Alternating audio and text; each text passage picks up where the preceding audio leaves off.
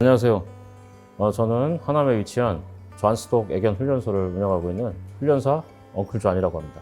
곧 있으면 설이 다가옵니다. 이때 여러분들께서 많이 고민되는 부분이 있으실 거예요. 아이들을 맡길 때 어떤 곳에 맡겨야 되는지 제가 국내외에서 호텔을 운영을 해보고 일해본 경험을 통해 여러분들에게 어느 정도의 가이드를 드리려고 이 영상을 찍게 되었습니다. 주인의 부조로 인하여 강아지들이 혼자 남겨뒀을 때 일어날 수 있는 사고들을 막기 위해서 제공되는 각각의 여러 가지 서비스 형태를 말하는 것입니다. 호텔 서비스는 크게 두 가지 사업체를 운영을 해서 그곳에서 서비스를 제공하는 형태가 있고요. 그 다음에 사업체가 아닌 개인들이 제공하는 서비스가 있습니다.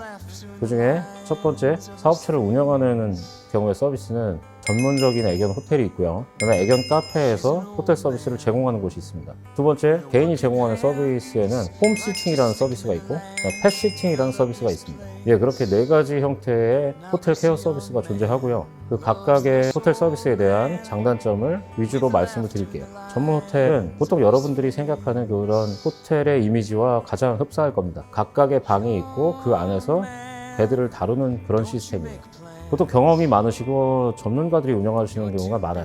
그래서 시스템이 좀 체계화되어 있고 혹시나 사고가 생겼을 때 대처나 여러 가지 것들이 굉장히 빠르게 이루어집니다. 그래서 여러분들이 조금 안심할 수 있는 부분이 있어요. 단점은 여러 마리 개들을 한꺼번에 관리하는 시스템이기 때문에 각각의 개들에 대한 디테일이 살짝은 떨어질 수가 있습니다.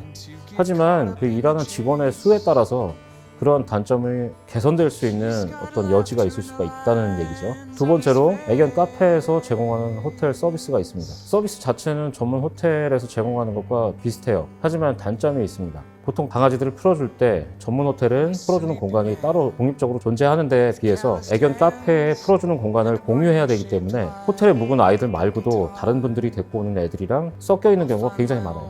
이럴 때 개들에 대한 케어가 굉장히 힘들어집니다. 세 번째, 홈시팅 서비스라는 것이 있습니다. 외국에서는 이미 많이들 이용하시는 서비스고요. 홈시터가 여러분들 집에 방문을 해서 여러분 집 안에서 아이들을 돌봐주는 서비스입니다.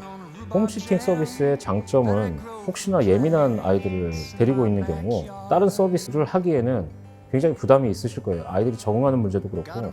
하지만 홈시팅 서비스는 자기가 익숙한 공간에서 서비스를 받는 것이기 때문에 그런 아이들한테 굉장히 도움이 될 수가 있습니다. 하지만 단점은 굉장히 가격이 비쌉니다. 또 하나, 남에게 자기 집을 노출해야 된다는 그런 부담감들이 좀 있어요. 네 번째, 마지막으로 펫시팅 서비스라는 것이 있습니다. 펫시터가 여러분들의 강아지를 픽업해서 자신의 공간으로 데리고 와서 그 케어를 제공하는 서비스예요. 펫시팅 서비스의 장점은 굉장히 여러 마리보다는 굉장히 소수의 개들을 관리를 하기 때문에 조금 더 디테일한 가정에서 제공할 수 있는 그런 서비스가 가능하고요. 또한 가격이 상대적으로 저렴할 수가 있습니다. 홈시팅 서비스와 펫시팅 서비스의 공통적인 단점일 텐데요. 일단 문제가 생겼을 경우에 대처가 원활하게 빠르지가 않고 보상 문제나 이런 것들에 굉장히 힘들어질 수가 있습니다.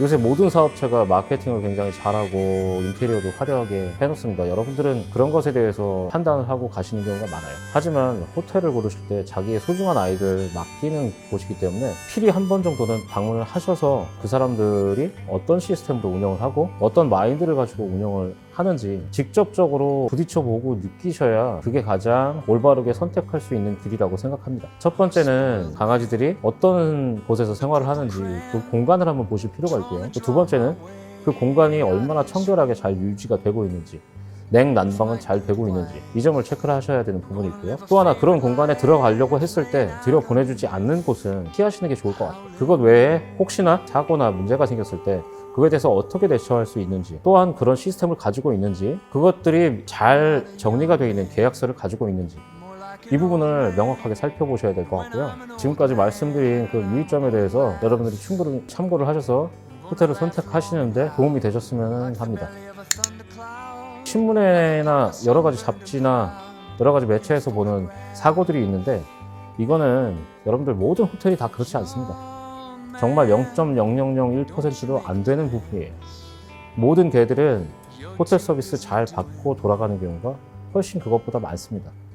그리고 또 하나, 제가 외국에서도 일을 해봤는데 그 외국에서 제공되고 있는 호텔 서비스보다 현재 우리나라 그 호텔 서비스를 제공하시는 분들의 수준이 훨씬 높아요. 이 부분은 제가 분명히 자신 있게 말씀드릴 수 있어요. 굉장히 고급 법화돼서 제공하는 서비스들을 제외하고 일반적인 형태에 대해서 비교를 하면은 국내에서 제공되는 서비스가 훨씬 낫다라고 말씀드릴 수가 있습니다. 그리고 혹시나 풀러서 이렇게 관리하기를 원하셨을 때는 개들끼리 접촉이나 싸움이나 이런 것들이 일어날 수밖에 없습니다. 이런 것들을 사람이 제지하기는 너무나 힘들어요. 이런 부분을 충분히 감안을 하시고 맡기셔야 돼요. 이 부분이 가만히 안 되시겠다라고 생각을 하시면은 홈시팅 같은 서비스나 아니면 다른 공간에서 격리되어 있어서 맡기시는 게 훨씬 더 좋습니다. 그리고 전화를 하셨을 때 다른 거에 대해서는 별로 질문을 안 하시고 가격만 물어보시고 끊으시는 경우가 많아요. 그 단지 가격적인 차이만으로 호텔을 선택하시는 것보다는 그 가격에 맞는 서비스들이 어떻게 합당하게 이루어지고 있는지 직접 방문을 하셔서 알아보시는 게 가장 좋을 것 같습니다. 여태까지 호텔에 대해서 여러 가지 설명을 드렸고 앞으로 여러분들이 호텔이나 다른 서비스들을 선택하실 때 제가 여태까지 말씀드린 내용이 여러분들에게 도움이 정말 되셨으면 합니다.